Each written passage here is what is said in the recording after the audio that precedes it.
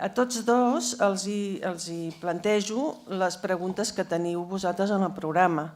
Aquestes preguntes teòriques, quins són els reptes de la nostra civilització i com fer-hi front i cap a on necessitem transitar.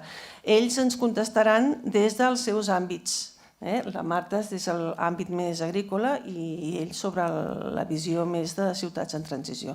El tema de la alimentación, de hecho, lo que comentaban antes Salvador y Neus, pues me viene realmente muy bien, porque la alimentación es transversal a todo. O sea, es algo que tenemos que hacer cada día, es un derecho humano, pero además la mayor parte del territorio a nivel mundial está de uso humano, digamos, ¿no? Está dedicado a la producción agraria.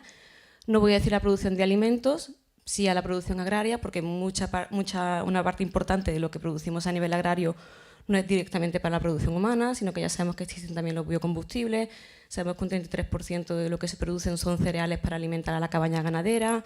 En fin, no es que todo el territorio esté utilizado para la alimentación, pero sí una parte importante, la mayoría del territorio a nivel mundial está dedicado a la agricultura, ¿vale?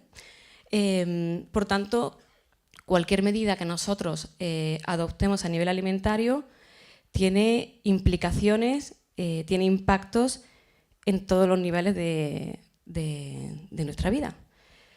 A mí me sirve mucho, no sé si esto tiene para... sí. Me sirve mucho cuando hablamos de retos de la civilización a nivel gubernamental. Ya sabéis que se han planteado los Objetivos de Desarrollo Sostenible, que los gobiernos tienen el Plan 2030 en torno a cómo conseguir los Objetivos de Desarrollo Sostenible, que son estos que veis ahí. Mucha gente cuando se habla de estos objetivos, cuando habla de alimentación, piensa en el hambre cero, pero realmente, como luego comentaremos, la alimentación prácticamente toca 13 de los 17 Objetivos de Desarrollo Sostenible. Tiene que ver con la pobreza, tiene que ver con la igualdad de género, tiene que ver con la paz, tiene que ver con la producción y el consumo responsable, tiene que ver con el clima, tiene que ver con el agua y la vida submarina, con la vida en los ecosistemas terrestres. Es decir, realmente la alimentación tiene pues un impacto brutal tiene que ver con la salud, ¿no? Muchas veces cuando me toca dar alguna charla como hoy, más vinculada a temas de agricultura o de salud, siempre lo comento, ¿no? Cuando hablamos de la agricultura, ¿no? de toda la desvalorización que ha tenido a lo largo de las 5 últimas décadas, la actividad agraria, el conocimiento de la payesía, yo digo, no sé por qué esa valorización de los médicos, ¿no? Que son los que nos curan, cuando en realidad el payés es el que previene que nosotros nos pongamos enfermos. O sea, el poder nosotros tener una alimentación adecuada, una alimentación nutritiva, una alimentación que no esté contaminada, implica que nosotros estamos preveniendo el ponernos enfermos. Y sin embargo, la payesía es como la última, ¿no? El último elemento de nuestra sociedad, toda una actividad subordinada a todo el resto de sectores económicos, y el doctor, el médico, está, no voy a decir sobrevalorado, está bien valorado, pero la payesía debería estar exactamente igual de valorada, ¿no? Entonces, como os comento, la alimentación pues, tiene que ver con todo en la vida, tiene que ver con la salud, como os he comentado, ¿no? Y con la salud no solamente de las personas que consumimos los alimentos, que tiene que ver con pues, que si hay contaminación alimentaria o algún tema de seguridad alimentaria, etcétera, sino también con una mala alimentación, como luego comentaremos. Tenemos 815 millones de personas desnutridas y tenemos 1.000 millones de personas obesas. En Cataluña, cerca del 40% de los niños tienen un problema de sobrepeso. Es un tema de salud directamente vinculado a la calidad de los alimentos que nosotros consumimos.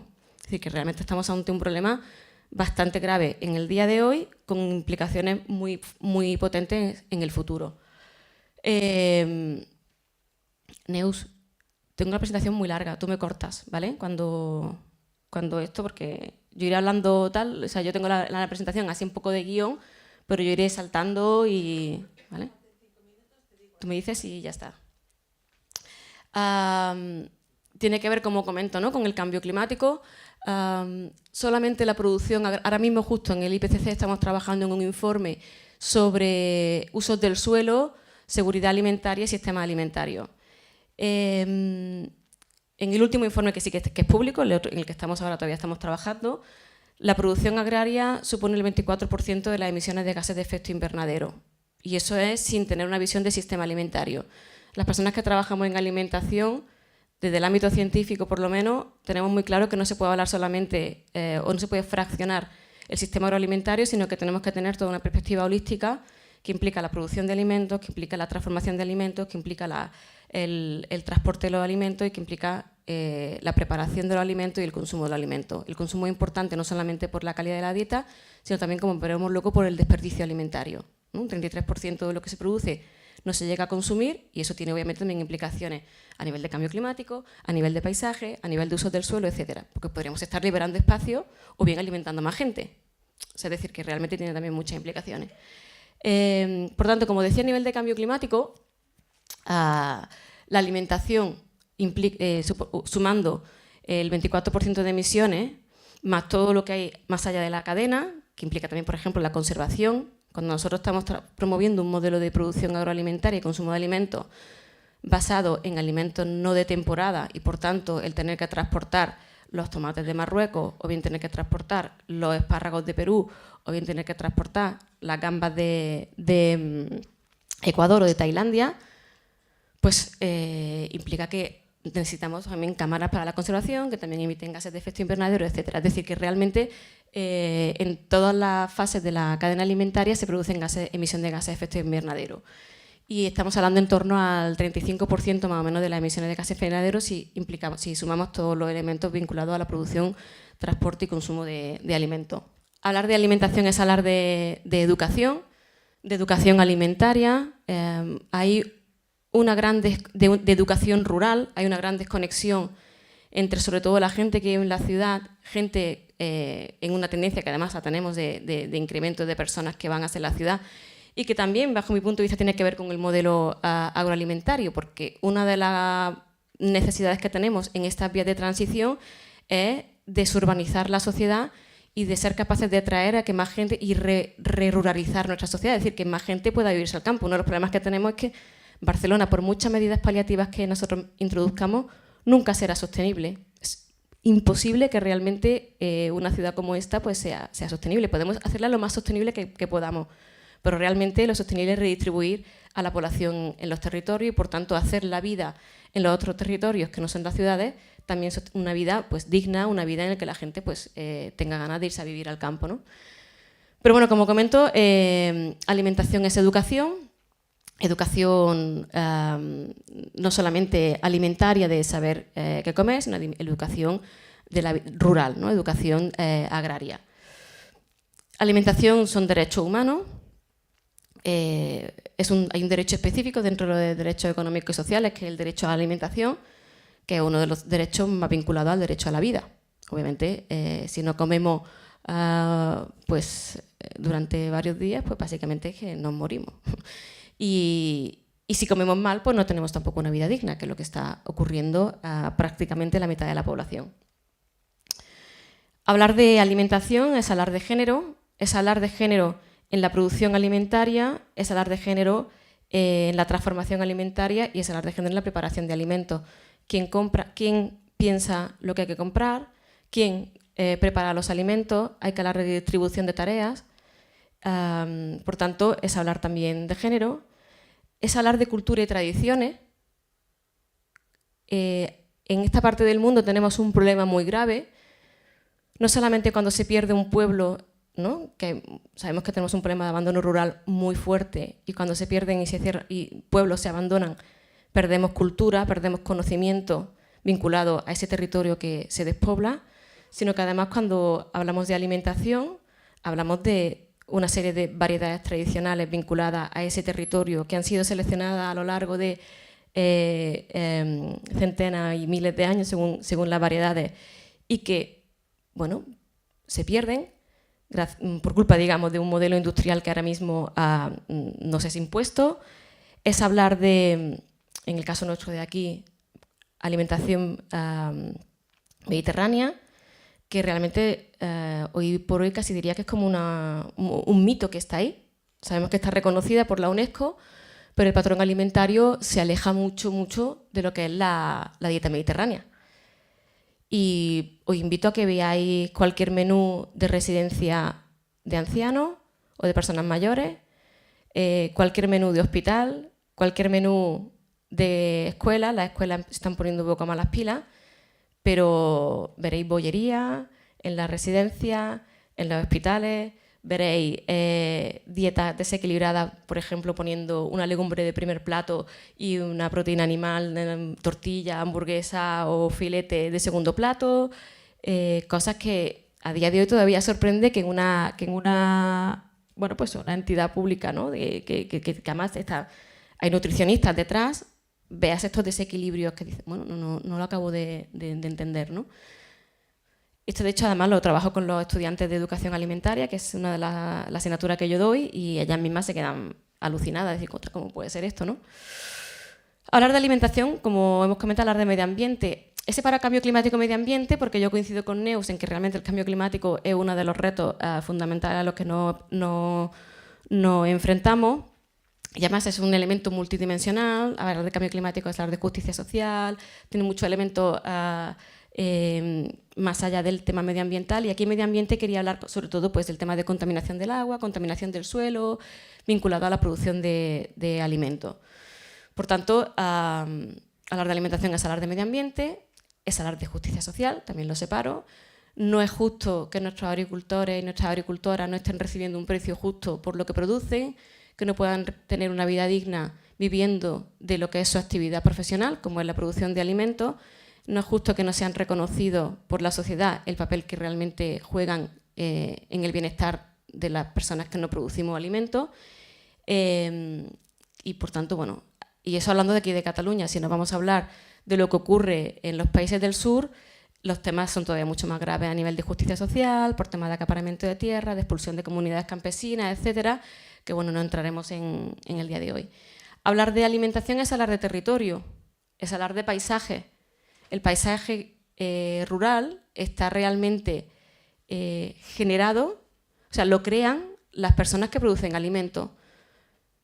Y nosotros podemos ver diferentes tipos de territorios. Si nos vamos a un territorio, a cómo se ha transformado el territorio, por ejemplo, en Osona, con la producción de porcino, pues es un tema.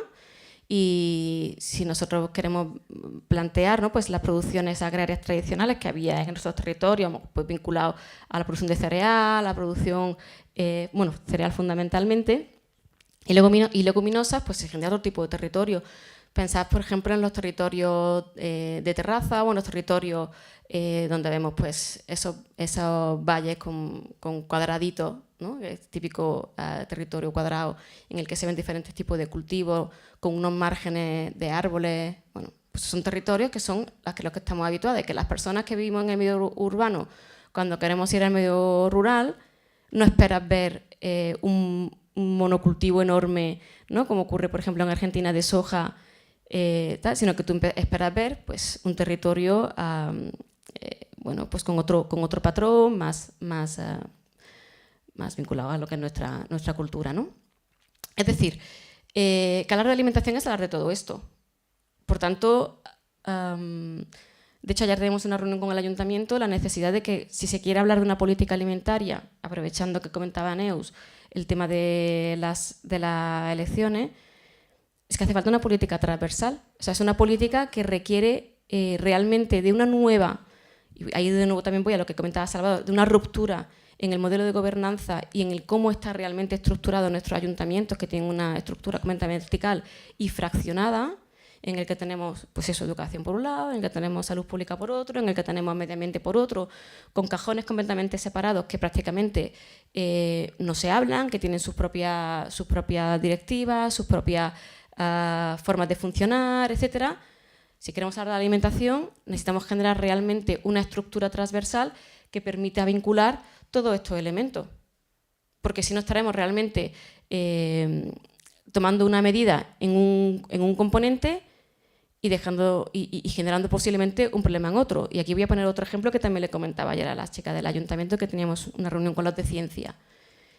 Decían, no, está muy bien porque el tema del Alzheimer y la alimentación, ¿no? Entonces es hablar de salud y alimentación. Digo, bien, y ahora imagínate que la cosa es que tienes que tener una alimentación, incrementar el consumo de verdura, incrementar el consumo de fruta, etcétera, pero tú no planteas que el consumo de verduras y de frutas tienen que ser verduras y frutas de temporada y de proximidad, con lo cual estamos atacando el problema del Alzheimer o el problema de la obesidad, pero estamos generando otro problema en otro territorio. Es decir, nosotros realmente necesitamos tener una visión sistémica, una visión holística que integre todos los diferentes elementos del acto de producir y consumir alimentos. Entonces, bueno, un poco la necesidad esta, ¿no? Esto es lo que os comentaba antes. O sea, realmente, con esto que os he comentado, podéis pensar que hablar de alimentación y de objetivos de desarrollo sostenible es hablar de final de la pobreza, hambre cero, que es el que normalmente la gente piensa cuando hablamos de alimentación, es hablar de salud y bienestar, es hablar de igualdad de género, es hablar de agua limpia, es hablar de trabajo decente, es hablar de industria. El principal sector industrial en Cataluña es el agroalimentario, el principal sector industrial en España es el agroalimentario y uno de los principales sectores a nivel europeo es el agroalimentario y uno de los principales lobbies. De hecho, la campaña de lobby más importante que hay en la Unión Europea, ya sabéis que los lobbies están oficialmente reconocidos en Bruselas, fue precisamente la campaña del etiquetado, con 1.000 millones de euros gastados por los lobistas para evitar un etiquetado claro. Es decir, que realmente hay como también muchos intereses, mucho poder dentro de todo lo que es el ámbito de la alimentación y es hablar también de industria. Es hablar de ciudades y comunidades sostenibles, es hablar de producción y consumo responsable, clima, vida submarina, ecosistemas terrestres y paz y justicia. Paz y justicia, ya sabéis que cuando ocurrió todo el tema de la primavera árabe, uno de los factores importantes en aquellas rebeliones tuvo que ver con el incremento de los precios de los cereales. La gente, de repente, sube el precio del pan y fue como uno de los elementos disruptores. No es que fuera la causa principal, pero sí uno de los elementos que generó un cambio. Esa misma crisis supuso además en Haití un cambio de presidente de gobierno. Es decir, que realmente hablar de alimentación es hablar también de paz y hablar de justicia, ¿no?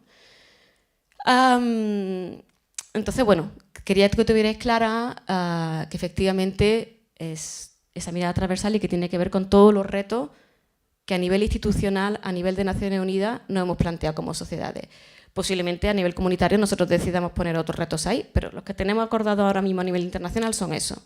Y si queremos abordar de eso, tenemos que hablar de alimentación, tenemos que hablar de producción de alimentos.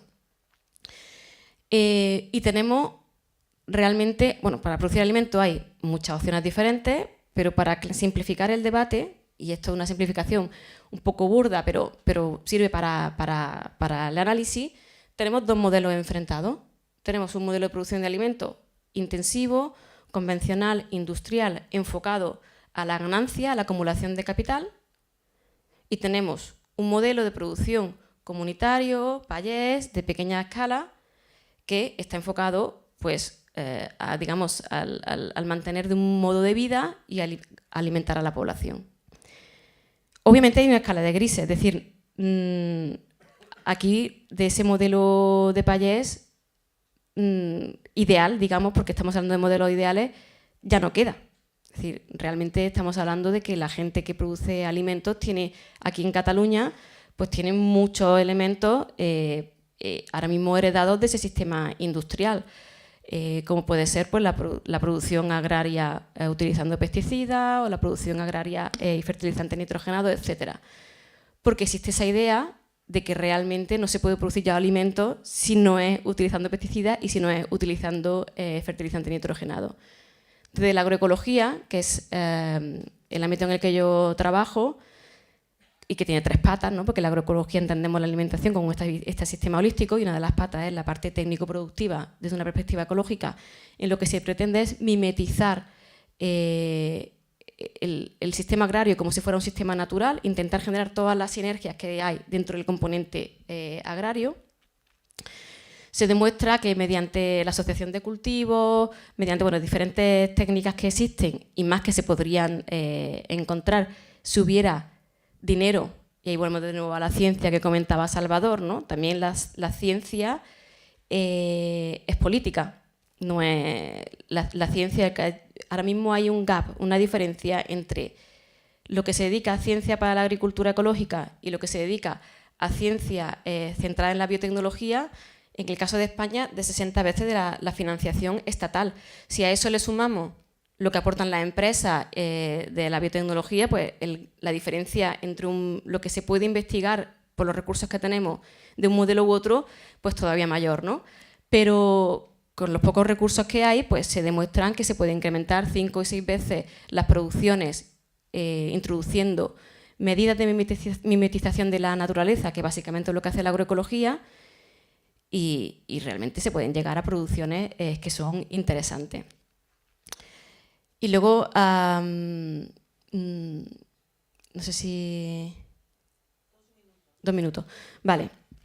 Entonces, lo que os comentaba, tenemos este modelo industrial intensivo, que es el que se promueve fundamentalmente desde la Segunda Guerra Mundial, en el que hay una política clara de llevar la gente del campo a las ciudades para fomentar el desarrollo industrial. O sea, no es que tampoco, porque a mí a veces un poco me da la sensación de que parece que la sociedad que tenemos es lo que es como fruto de una especie de evolución natural de las sociedades avanzadas, ¿no? El irnos a la ciudad es fruto de una evolución natural, de que pues en la ciudad pues hay más tecnología y acceso a más recursos y tal, pero es que todo eso es fruto de unas políticas que han ocurrido en los últimos 60 años y que realmente se pueden revertir.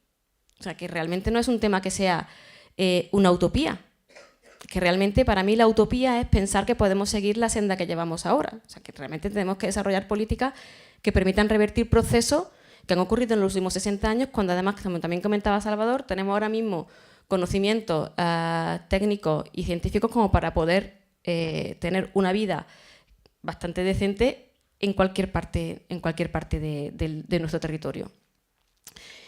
Frente a este modelo industrial, bueno, lo que comentaba antes, ¿no? Está el modelo agroecológico que plantea pues, la redistribución, ¿no?, de la gente en el medio rural, que la gente pueda en el medio rural tener una vida digna, que haya servicios públicos de salud, que haya servicios públicos de educación, porque claro, no solamente la producción agroalimentaria, sino todo lo que las personas hoy por hoy necesitamos para poder tener la sensación de que vivimos dignamente. Y para eso hacen falta políticas. Bueno, creo que lo voy a dejar aquí porque bueno, tengo como bastantes cosas que decir, pero... Y una cosa que sí que creo que también es importante y que tiene que ver también con la parte que más me toca, que es el de la ciencia, es cómo también nos planteamos la ciencia, ¿no? La ciencia como un conocimiento experto de unas personas que están ahí arriba y que no tienen nada de contacto con la sociedad, o la ciencia en el que realmente se produce lo que se llama como una coproducción de conocimiento. Es decir, la gente, es lo que se conoce ciencia con la gente, que es como otro paradigma científico que no tiene nada que ver con el paradigma, o tiene algo pero poco que ver con el paradigma neoliberal, que es como yo también llamo, porque la ciencia también está confrontada en este sentido, y bueno, también a qué tipo de ciencia nosotros queremos promover.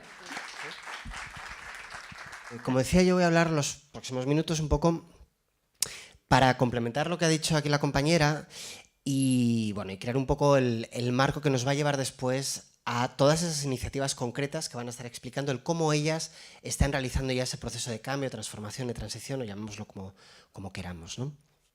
A mí me gusta hablar de estos temas un poco con la metáfora de las historias. Y la realidad es que ahora estamos viviendo, cada una de nosotras, una historia de cambio, de transformación. Estamos cruzando muchos límites planetarios, a muchos niveles, sociales, ecológicos, como decían aquí también las compañeras. Y bueno, pues en este gráfico podéis ver algunos de ellos. Estamos, por ejemplo, en la sexta gran extinción, un momento de la historia en el cual la tasa de extinción de especies es más rápida, es mayor que en el Cretácico, cuando desaparecieron los dinosaurios. Estamos también en una era que muchos geólogos denominan el Antropoceno, en la cual los humanos somos el mayor agente de cambio de la superficie de la Tierra. Estamos también padeciendo esta enorme crisis climática de origen antropogénico y así, pues con toda la alteración de los ecosistemas, etcétera, y además, por supuesto, las desigualdades a lo largo y ancho del mundo pues están aumentando más y más. Pues ese es el punto de inflexión en el que estamos y esa es nuestra historia y cada una de nosotras, en mayor o menor medida, tenemos también responsabilidad en ello. Estamos aquí en gran medida por esa aceleración que el modelo industrial de desarrollo, el modelo industrial capitalista, que nos dice que hay que crecer para ser más felices, que cuanto más tengamos, mejor viviremos, que relaciona el Producto Interior Bruto con el bienestar de las personas, y ese patrón exponencial, tanto en producción, en consumo, en contaminación, etcétera, es quizás una de las ideas clave del por qué estamos aquí ahora mismo, ¿no? Y bien, en este gráfico podéis ver un poco, de manera muy resumida y simple, el cómo hace aproximadamente unos 10.000 años, con el comienzo de la era preindustrial, en lo que se denomina el Holoceno, con una estabilidad climática importante, cómo ahí empieza la agricultura, empieza la ganadería, etcétera, y empezamos a tener asentamientos más fijos en el territorio, y poco a poco empezamos a controlar más los ecosistemas, pero no es principalmente con el uso de los recursos energéticos fósiles, pues al comienzo de la revolución industrial, cuando, como veis, esa curva exponencial sigue subiendo hasta el punto en el que estamos ahora, ese punto de inflexión. Neus nos decía al principio que algo muy obvio, que es curioso que aunque sea tan obvio no le hacemos ningún caso, y es que tenemos un solo planeta, estamos sobrepasando esos límites y no podemos seguir creciendo y creciendo, ¿no? Bueno, pues entonces en ese punto de climas que estamos ahí arriba, ¿cuál va a ser nuestra historia del futuro? ¿Hacia dónde vamos a ir? Somos parte de sistemas tremendamente complejos y no es posible predecir hacia dónde vamos. Pero sí que hay algunas cosas, algunos posibles patrones, algunas líneas que nos pueden servir. Por ejemplo, vemos arriba esta continuación de este crecimiento expresada ahí como fantasía tecnológica, que no es una auténtica falacia, y sin embargo, desde muchos sectores y también desde Hollywood y desde los medios de comunicación, ese tipo de imaginario lo estamos recibiendo continuamente. ¿Cuántas películas conocéis que nos dicen que podremos vivir en Marte, que podremos viajar por el universo, que encontraremos algún tipo de energía mágica que nos permitirá seguir consumiendo de la misma manera, etcétera, etcétera? Bien, eso es totalmente imposible. Si bien es cierto, hay mucha gente que está trabajando en esa línea, ¿no? Si nos vamos al otro extremo, que veis ahí la palabra colapso, con un descenso muy, muy drástico, bien, la realidad es que en gran medida esto ya está pasando. ¿Vale? En gran medida esto ya está pasando y no sabemos muy bien cómo va a ser. Seguramente este proceso pues va a ser mucho más lento. La realidad es que no queremos ir en esta dirección y además eso nos provoca un miedo terrible. Cuántas películas de nuevo nos muestran este tipo de escenarios y la reacción que nos provoca es bueno, esto es tan grande, nos abruma, que total, ¿para qué voy a hacer algo, ¿no? Igual que lo de la fantasía tecnológica es como la ciencia descubrirá algo y total, seguiremos haciendo lo que nos da la gana, pues aquí lo contrario. Bien, entre medias hay, bueno, pues muchas opciones, no sabemos exactamente cuál va a ser, pero lo que sí está claro es que el descenso en el consumo de recursos y la reorganización de la sociedad es obligatoria, ¿vale? Eso ya está pasando y va a pasar. Entonces, bueno, por mucho que utilicemos nuevas tecnologías de energía renovable, etcétera, etcétera, que son una parte importante de la ecuación, solo con eso no vamos a crear un futuro resiliente, sostenible, etcétera. Entonces, el decrecimiento, la permacultura, las ecoaldeas, el movimiento de transición, la agroecología y muchos otros movimientos, iniciativas, proyectos, etcétera, apuestan por decrecer de una manera consciente, organizada, sostenible, etcétera, etcétera, ¿no? Y eso es un poco de lo que va esta jornada. Voy ahora a compartir algunas ideas clave que nos pueden ayudar a esta transformación holística, sistémica, y que creo que son ideas clave a compartir y que la mayoría de proyectos que se van a presentar aquí hoy seguramente tienen en cuenta. De hecho, bueno, Marta ya hablaba de esto. Una de ellas hace referencia a que, como queremos transformar estos sistemas, si lo queremos hacer en su raíz, tenemos que ir a la raíz de los problemas. problemas. Al final, la mayoría de estos problemas son síntomas de todo un problema cultural, de nuestros valores, de nuestras creencias, de relaciones de poder, de cómo nos organizamos, etcétera, etcétera. ¿Vale? Entonces, yo os invitaría en vuestros proyectos que hicierais siempre un esfuerzo de ir a la raíz, a lo más profundo. Voy un poco rápido pues, para ajustarme a los tiempos. Otra de las ideas clave, si queremos transformar los sistemas, es buscar cuáles son esos puntos en los cuales interviniendo, actuando, podremos provocar un mayor cambio, una mayor transformación. Es lo que en inglés se llama leverage points y en castellano podría ser los puntos palanca. Los puntos palanca que provocan más cambio en general tienen que ver también con la transformación o con el fomentar los valores intrínsecos de nuestra cultura, los valores que tienen que ver con la cooperación, con la conexión con la naturaleza, con toda esa parte, ¿no? Mucho más que los valores extrínsecos que promueve la cultura, la sociedad capitalista, son mucho más el individualismo, la competición, etcétera, etcétera, el acumular, el poseer, etcétera, etcétera. Y bueno, aunque lo comentaré después, una de las escalas de los puntos palanca a nivel de escala es la escala municipal. ¿Por qué? Pues porque es una escala que por un lado es una escala humana en la cual conoces a las personas, en la cual tú puedes tener un efecto, y a la vez es una escala que puede tener un impacto muy importante y también afectar, digamos que escalar y afectar a nivel más global. La tercera y última idea clave que quería comentar respecto a lo que es el cambio sistémico es la idea de resiliencia, el concepto de resiliencia que la mayoría de las que estáis aquí seguro conocéis.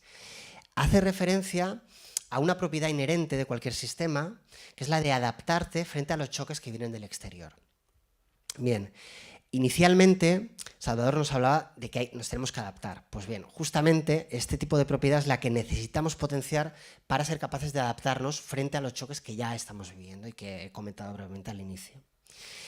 La resiliencia per se no es algo bueno, es algo que todos y todas en mayor o menor medida tenemos y hemos sentido.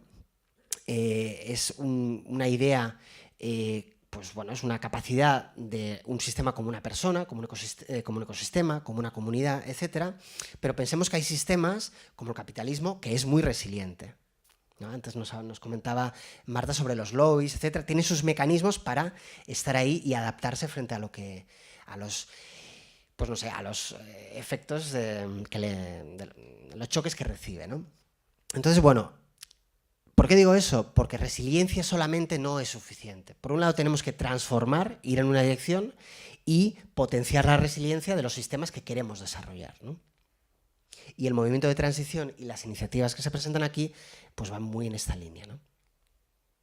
Bueno, decir que también los sistemas resilientes son sistemas pues más diversos, donde hay redundancia, más descentralizados, etcétera, etcétera. Bien, al final de lo que estamos hablando es que necesitamos una transición cultural, una transición en la que creemos nuevos imaginarios de posibilidad, porque ahora mismo no sabemos hacia dónde vamos la mayoría de personas. Mucha gente es consciente de que estamos padeciendo estos problemas, pero pues no sabe muy bien hacia dónde ir. Entonces tenemos que crear estas historias y potenciar esos valores que ya están presentes, pero en menor medida, ¿no? Y crear conjuntamente esa nueva cultura. Es una transición cultural. En esta línea hay muchísimos, si hablamos de la transición en sentido amplio, por utilizar esta palabra que está tan en boga y que de alguna manera es la palabra de esta jornada, hay muchísimas iniciativas, muchísimos proyectos, aquí solo he puesto algunos, que trabajan en diferentes ámbitos y en diferentes escalas. El movimiento de transición es uno de ellos, no el único, ¿de acuerdo? Y lo interesante es cómo se pueden crear redes de colaboración entre todos estos proyectos, algunos pues, que vienen más desde arriba, muchos que vienen más desde abajo, etcétera, etcétera. Y bueno, pues Neus Rebo evidentemente forma parte de esa inmensa red de proyectos y además nos comentaba antes Neus de un proyecto muy interesante que está emergiendo con una fuerza tremenda de desobediencia civil por la crisis climática sistémica que estamos padeciendo, que es Extinction Rebellion, y que también está muy conectado al movimiento de transición. Solo para deciros, Ron Hopkins, que es uno de los principales fundadores del movimiento de transición, hace poco su mujer fue detenida en una manifestación de Extinction Rebellion porque estaba ocupando un puente en Londres. O sea, para que veáis un poco la relación entre estas propuestas. Bien.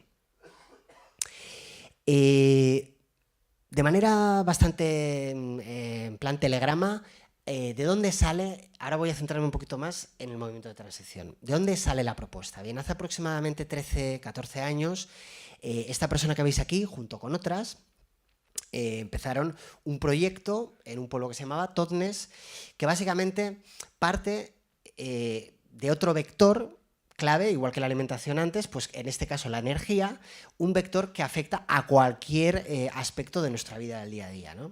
Aquí no estaríamos si no hubiera petróleo, si no hubiéramos podido conseguir que todos los materiales que están aquí bueno, pues se hubieran extraído, procesado, etcétera, etcétera, ¿no?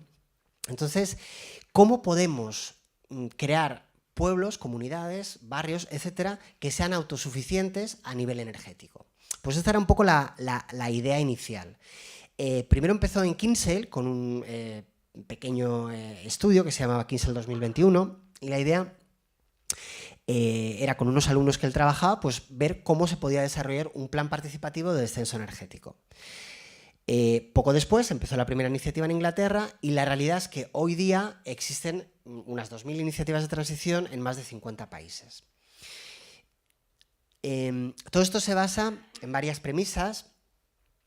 Una de ellas es que, ya las he comentado brevemente, nuestro tipo de vida es completamente dependiente de los recursos energéticos fósiles, y que inevitablemente vamos a sufrir un gran descenso en el consumo de ellos. O sea, nos tenemos que adaptar a ello, que nuestras comunidades no están preparadas para ello, por lo tanto no son resilientes frente a ello, y que ese proceso tiene que ser un proceso colectivo que, bueno, pues que surja de la inteligencia colectiva de las comunidades. Algunas ideas clave, algunas ya las he comentado. Bien, la necesidad de crear esos imaginarios, esas historias de posibilidad.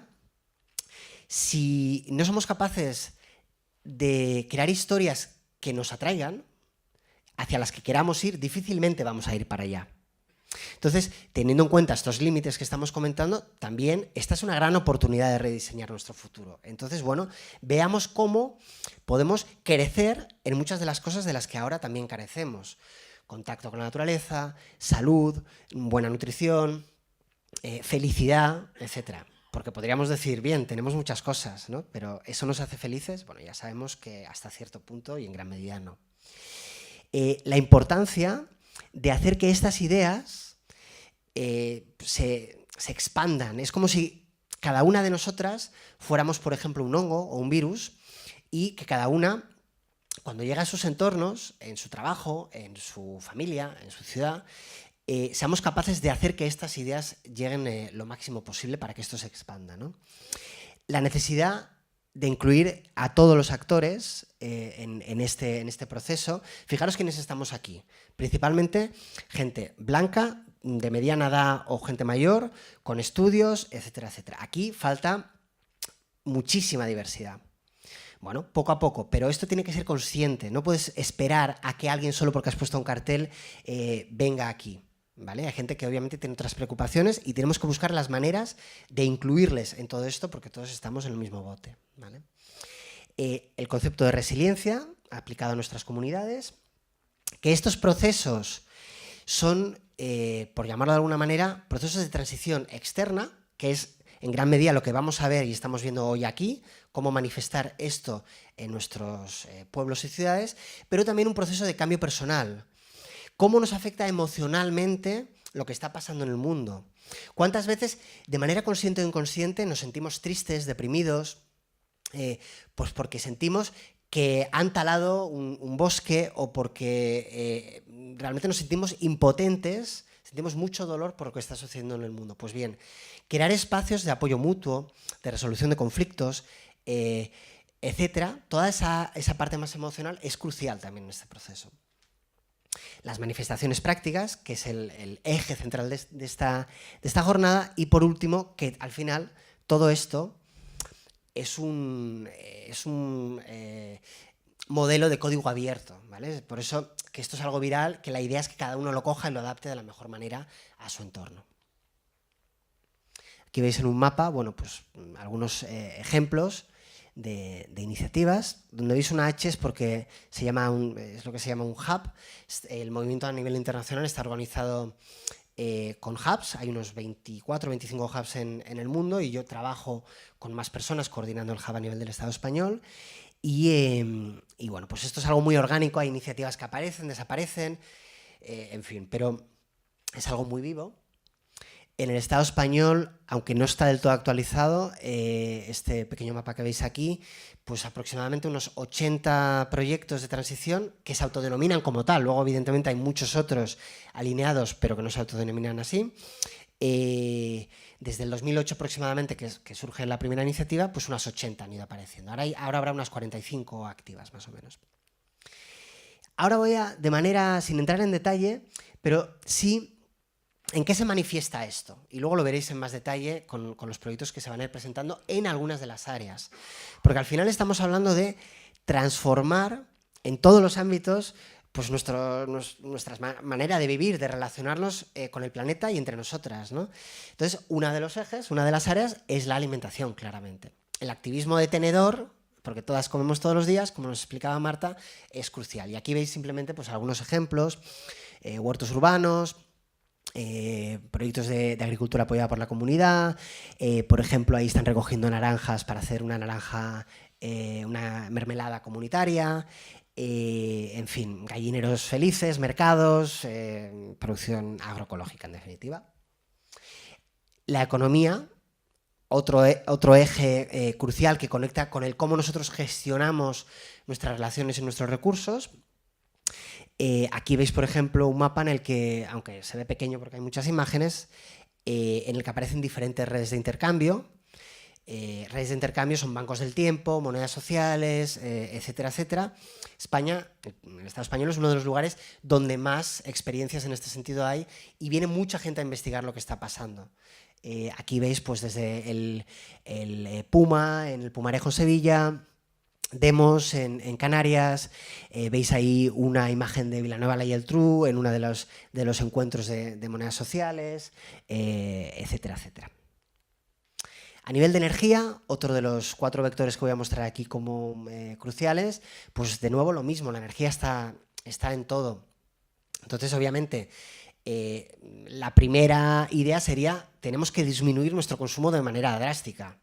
Lo que nos quede tendremos que producirlo de otras maneras, pero tenemos que reducir ese consumo. Pues bueno, la energía tiene que ver con la movilidad, tiene que ver con la construcción, tiene que ver con un montón de cosas, ¿no? Entonces, ¿cómo podemos crear edificios más eficientes? Bioconstrucción, ¿cómo podemos cocinar con el sol? ¿Cómo podemos utilizar nuestro transporte de otra manera? Que es una de las áreas que se trabajará aquí, etcétera, etcétera. Y por último aquí, comentar la educación, que es otra de estas líneas transversales, ¿no? Educación en sentido muy amplio, tanto a nivel formal como a nivel informal. Estamos hablando de proyectos en escuelas. Aquí tenemos, por ejemplo, las escuelas hortelanas del Vallés, tenemos todo lo que es la formación para la transición, que es uno de las actividades principales que utilizamos desde Red de Transición. Damos bastantes cursos sobre cómo iniciar este tipo de procesos en nuestros pueblos y ciudades. En fin, un montón de proyectos también a nivel universitario, etcétera, etcétera. Más historias, bien. Hay que enredarse, hay que conectarse, hay que aprender, hay que compartir. Esto es crucial. Aquí he puesto solo algunas imágenes, en este caso, de encuentros de transición y de crecimiento en los que hemos estado implicados en la organización y muchos otros que se están llevando a cabo. Esto es crucial. Esta sensación de que no estamos solas. ¿Cuántas de vosotras en vuestra vida activista os habéis sentido solas? Pues muchísimas, seguro, en determinados momentos.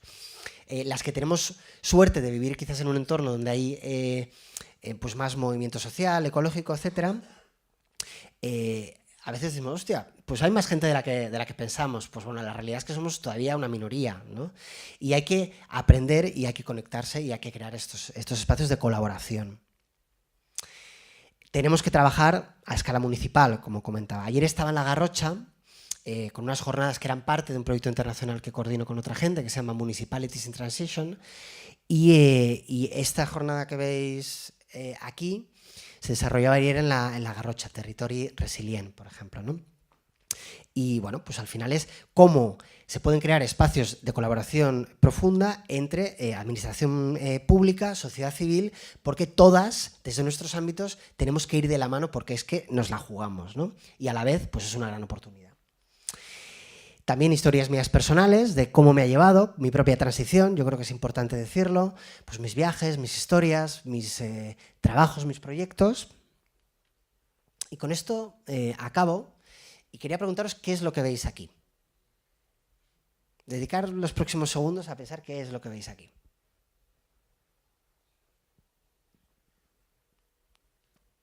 No sé si, bueno, si lo decís no se escuchará seguramente para los que estáis en streaming, pero bueno, para mí esta imagen, igual que podríamos utilizar otras, puede ser una metáfora de cómo estamos ahora como humanidad, como civilización.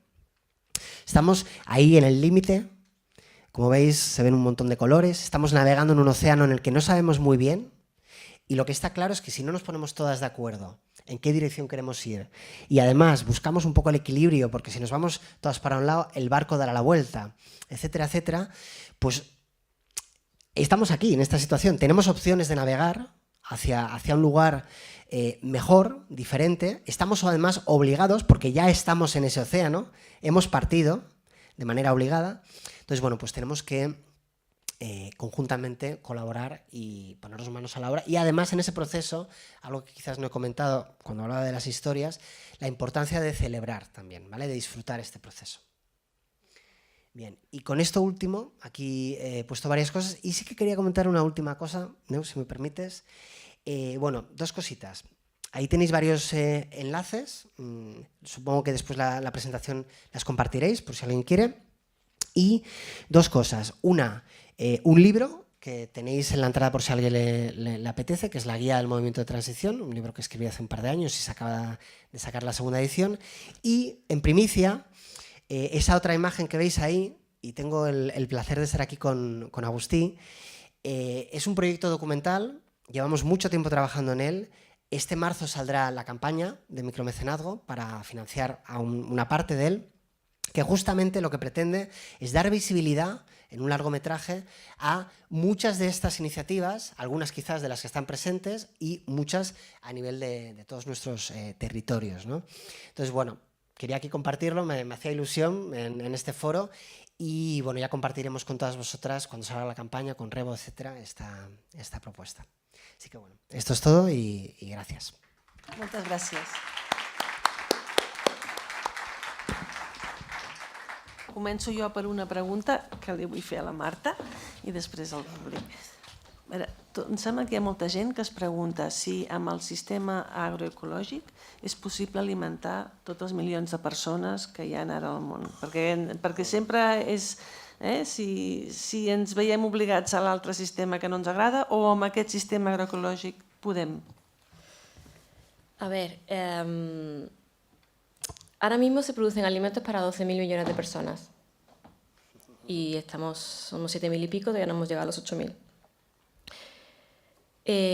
Como he dicho, bueno, lo he mencionado porque como tampoco teníamos tanto tiempo, pero bueno, un 33% de lo que se produce no se llega a consumir. Y el potencial real de producción de la agricultura agroecológica no lo sabemos porque no hay recursos de investigación para poder llegar a conocerlo, ¿no? Entonces, para mí claramente, bueno, una de las diapositivas que tenía por ahí vienen, por ejemplo, a comparar, hay muchos estudios, ¿no?, que vienen a comparar la productividad del sistema ecológico, que no agroecológico, que es diferente, con el convencional, ¿no? Y ahí pues encontrarás, en función de la metodología que se haya utilizado, resultados dispares. En función de lo que se compare, resultados dispares, ¿no? Pero Para mí, o sea, esta pregunta, que de hecho nosotros también en este informe del IPCC que comentaba, la desmontamos porque es que no tiene sentido esa pregunta. Esa pregunta no tiene sentido porque está basada, además, cuando la FAO tiene esta afirmación de que hace falta incrementar en un 70% la producción de alimentos de aquí a 2050 porque tenemos que alimentar más personas. Y es como, pero si es que ahora mismo estamos produciendo alimentos de sobra para alimentar a 12.000 millones de personas. Además, no hace falta incrementar alimentos en todas las partes del mundo. Hay partes del mundo en las que hay una sobreproducción de alimentos. Claramente, esta parte del mundo en la que nosotros habitamos, lo que hemos hecho ha sido cargarnos las producciones agroalimentarias de los países del sur precisamente por llevar nuestros excedentes a esos países y cargarnos sus economías locales y su producción de alimento local. Entonces, cuestionar esto aquí, en esta parte del mundo, o sea, yo puedo entender que a lo mejor alguien en la África subsahariana pueda pensar, ¿yo cómo puedo incrementar la producción de alimentos aquí, donde tengo un impacto del clima muchísimo mayor que el que tenemos nosotros aquí, donde tengo una red social bastante debilitada, donde los servicios con los que dispongo son muy bajos, tengo problemas de agua, etcétera, etcétera? Pero aquí, en esta parte del mundo, donde además tenemos un excedente alimentario, donde tenemos un sistema de producción agroalimentaria industrial y convencional que es completamente caótico, desorganizado, que lo que hace es generar una cantidad de problemas como los que he mencionado antes, me parece que es absurdo. O sea, cuando nosotros hemos generado un sistema, pues que precisamente, bueno, ya Marx lo comentaba, ¿no?, que tenemos una crisis por sobreproducción. En el ámbito agroalimentario ahora mismo tenemos una crisis por sobreproducción. Tenemos que decrecer en el ámbito agroalimentario. Entonces, en la línea de lo que comentaba antes Juan. En definitiva, sí que se puede, pero obviamente hay que dedicar recursos para saber cómo queremos hacerlo, cómo podemos incrementar la producción de alimentos allí donde hace falta y cómo podemos reducir la producción de alimentos aquí donde nos hace falta. La meva pregunta és, si creus que els moviments de sobirania alimentària tipus Via Campesina o Campesino Campesino, que a l'Amèrica Llatina són realment efectius com sembla que són allí i com és que aquí no ens han arribat o si realment aquí tindrien algun efecte. Hace un par de semanas o un mes o ahí, no me acuerdo, hubo precisamente un encuentro de soberanía alimentaria que tuvo lugar en Artés para desarrollar 40 o 50 medidas, también de cara a las próximas elecciones, de cómo puede ser una república catalana hipotética que quisiera trabajar hacia la soberanía alimentaria. Y se juntaron personas, colectivos, pues para pensar en diferentes ejes de trabajo, territorio, producción, género, bueno, diferentes ejes de trabajo, de cómo pensar esto en esta realidad. La soberanía alimentaria, que es un movimiento internacional que efectivamente tiene un peso importantísimo en aquellas zonas donde la realidad es más agraria y más rural que urbana, ¿no? Y por tanto es un contexto completamente diferente, donde la gente tiene una visión todavía mucho más pensando y tiene mucho más vínculos con la naturaleza, precisamente porque es mucho más agraria que nosotros. O sea, nosotros, las personas que vivimos en lo urbano y que estamos impregnadas de los valores del sistema capitalista, tenemos una mirada muy individual. Por eso, cuando hablamos de alimentación en esta parte del mundo, una de las entradas principales es la salud, que es mi salud, mi ombligo, típico, ¿no?, de aquí, de esta parte del mundo. Mientras que en otros territorios es el acceso a la tierra, es algo mucho más colectivo, ¿no? Entonces, las miradas son completamente diferentes. Pero aquí sí que aquí hay gente trabajando por la soberanía alimentaria, hay un movimiento que, bueno, que fluctúa, que tiene momentos más álgidos y momentos menos álgidos, por decirlo así, ¿no?, más flojillos, pero de hecho también se han hecho trabajos aquí en Cataluña de desarrollar indicadores participativos de soberanía alimentaria, de cómo poder analizar nuestro sistema alimentario teniendo en cuenta nuestro contexto desde la perspectiva de la soberanía alimentaria, para ver qué patrones hay que cambiar para poder alcanzar un sistema que realmente en nuestro contexto sea sostenible en todas sus tres dimensiones, social, económica y ecológica. Pero bueno, es que la soberanía alimentaria básicamente lo que son una serie de principios que están vinculados y que luego están vinculados a mayor democracia, mayor participación, mayor salud, mayor sostenibilidad ecológica, etcétera. Es una forma de definir la sostenibilidad del sistema alimentario que luego tienes que aterrizar a cada contexto. El contexto de aquí es más complicado para la soberanía alimentaria, obviamente, pero es, bajo mi punto de vista, por un tema de una sociedad mucho más individualista que en otros territorios. Pero, bueno, sí que se está trabajando y se están haciendo cosas, o sea que es posible, sí, sí. ¿Cuáles serían las políticas que vosotros consideráis más efectivas para evitar la despoblación del medio rural a nivel agroalimentario o a cualquier otro nivel? Y la segunda pregunta es exactamente qué porcentaje de la alimentación en un pueblo o ciudad se puede cubrir con huertos urbanos y este tipo de medidas que se están dando a nivel de ciudades de transición, etcétera. Gracias. Para mí los huertos urbanos, sobre todo en una ciudad como Barcelona, el principal valor que tienen es el potencial de reconectar a la gente con la naturaleza, entre comillas, ¿no? Porque es una naturaleza transformada, pero con los ciclos vitales de la naturaleza. Es decir, yo tengo aquí un huerto urbano que comparto con una amiga súper urbanita y lo que percibo es su cambio de chip de cuando llueve, ostras, la lechuga. Es como de repente su forma de ver el clima, el tiempo, ha cambiado y ha sido gracias al huerto urbano. Yo no creo en la capacidad que tienen los huertos urbanos de alimentar a las ciudades y además tampoco pienso que sea personalmente no pienso que sea su función. Creo que pueden tener una función muy interesante, pero son otras. Para producir también alimentos, generar, reconectarte con la temporalidad, etcétera, con la estacionalidad de los alimentos y tal. Porque creo que hay un sector productivo, que son los payeses y las payesas, que son las que producir alimentos hace falta una serie de conocimientos que no la tienen tampoco los agrónomos ni las agrónomas, sino que realmente las tienen las personas que han producido alimentos toda la vida, que las personas que lo hacemos en plan hobby, pues no los tenemos.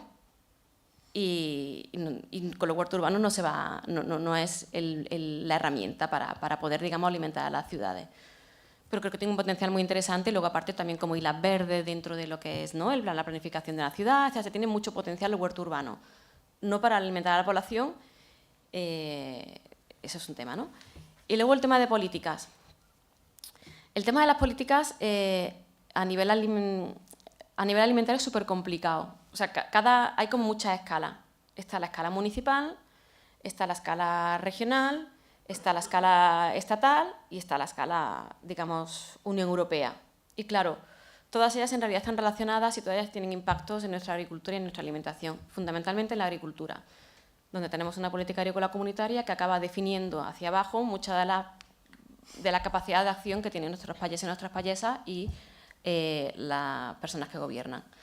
Por tanto, hay que desarrollar políticas que realmente sean realistas para poder alcanzar objetivos reales dentro de la capacidad que tú tienes en tu nivel, ¿no? En la parte alimentaria municipal, para mí, por ejemplo, es fundamental poder trabajar la concienciación y la vinculación de las personas que consumen alimentos con lo que hemos comentado hoy, ¿no? De qué implicación tiene lo que tú comes cada día.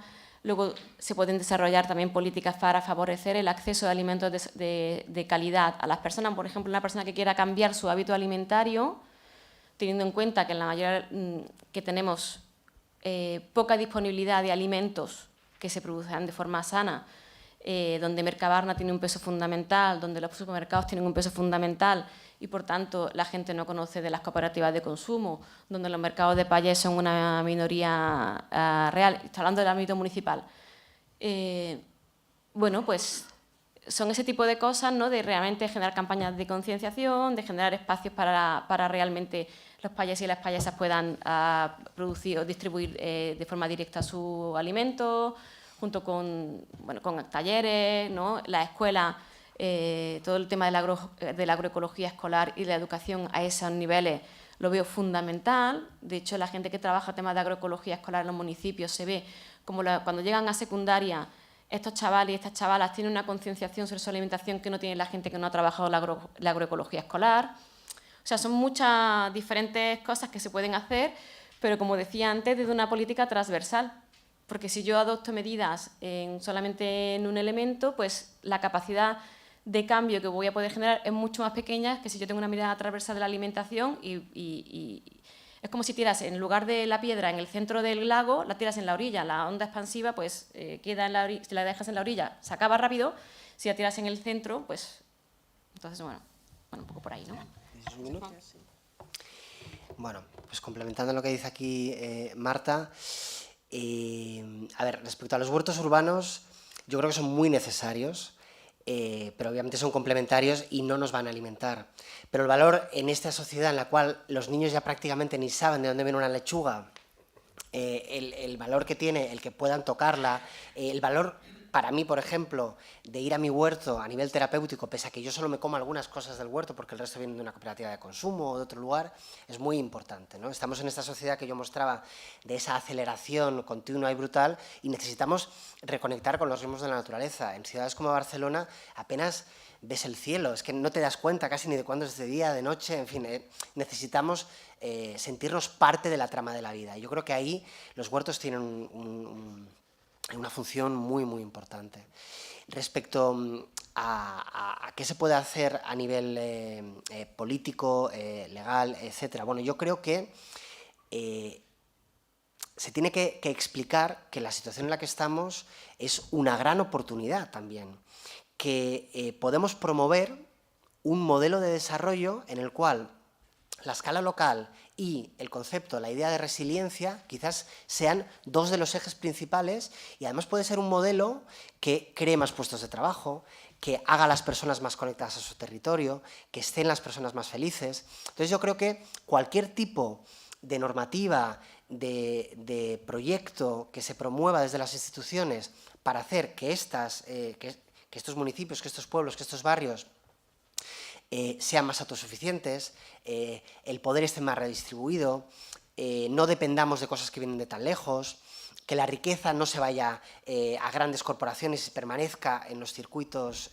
más cercanos. En fin, todas esas líneas que están interconectadas yo creo que son cruciales, ¿no? Entonces yo iría un poco en esa línea. Claro, evidentemente, cuando tú hablas de cambio sistémico, de resiliencia, de relocalización, etcétera, eso es diferente en cada sitio. Estamos compartiendo grandes problemas globales, pero el cómo eso se manifiesta en cada entorno, pues bueno, tiene sus propias particularidades, ¿no? Y yo creo que bueno, en cada lugar pues se tiene que estudiar de manera colectiva el qué es lo que aplica. Y yo también abogo porque sí, tenemos todas esas limitaciones muchas veces que vienen desde escalas en las cuales tú no tienes influencia, como Europa, etcétera, etcétera, bueno, pues también está ahí la desobediencia civil y buscar esos espacios quizás más alegales en los cuales tú puedes desarrollar esas actividades, proyectos, etcétera. Desde luego el rol de los políticos, ayer en la última parte de la jornada de Garrocha Resilient en Olot había 26 alcaldes. Y bueno, y vinieron también bastantes alcaldes de varias zonas de España y fue súper interesante ver cómo, bueno, pues cómo ellos se animaban los unos a los otros y cómo ellos necesitan también del apoyo de la sociedad civil. Entonces es como que a veces no encontramos esos lazos, ¿no? Y bueno, pues el rol de facilitador de las administraciones es muy importante.